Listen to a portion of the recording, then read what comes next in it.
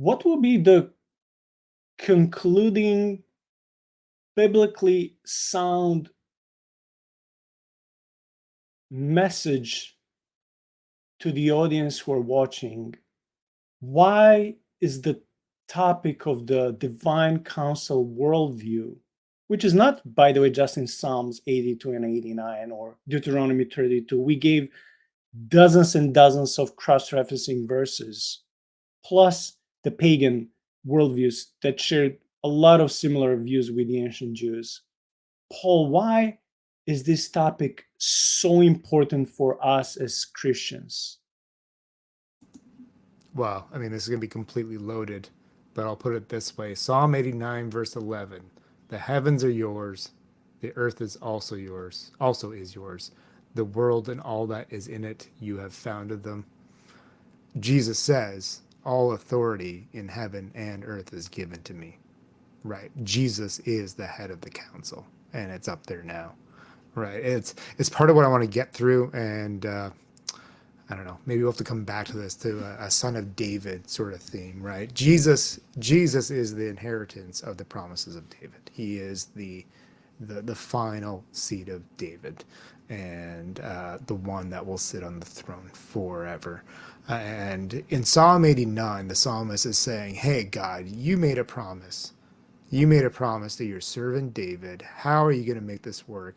I believe everything you are. You're this mighty being.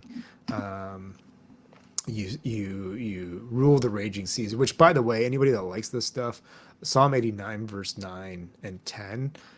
In Hebrew, there are references to Canaanite things there, so they're playing even on the stories of the other gods and stuff, and just kind of poking and attribute things to Yahweh Almighty to lift them up, but they're concerned. The author of this thing is marked as Ethan the Ezrahite. He would have been a later uh, um, member of the tabernacle and temple. We know that much. He would have been after Asaph. He sees this covenant coming apart and trying to figure out how it's all going to work out, and he says that, I got to deal with this, and this guy is going to cry to me, "You are my father, my God, and the rock of my salvation. I will make him the firstborn." Who is that? That's Jesus Christ, right? He died, he was raised, he sits on the throne at God, at the Father's right hand, and he rules the council now. And he is one with the Father, and the Father is in him.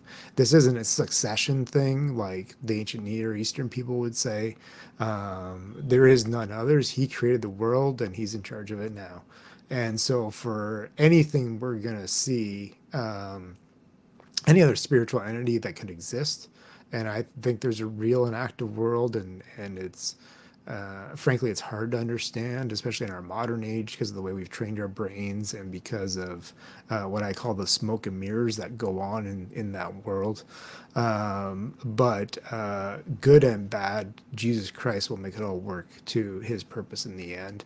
So we should understand how that works. That's where I'm at. And then the more I've read this and used it as a worldview for the world and for scripture, it's just helped a lot. And so I hope that that would encourage people and faithful Christians, and maybe some other people out there that maybe are trying to figure out how the world's going to work, and what they've been told about Jesus just doesn't make sense.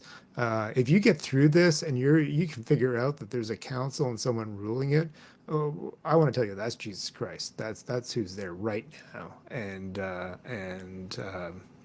yeah, you can believe in that. I'll put my life on it.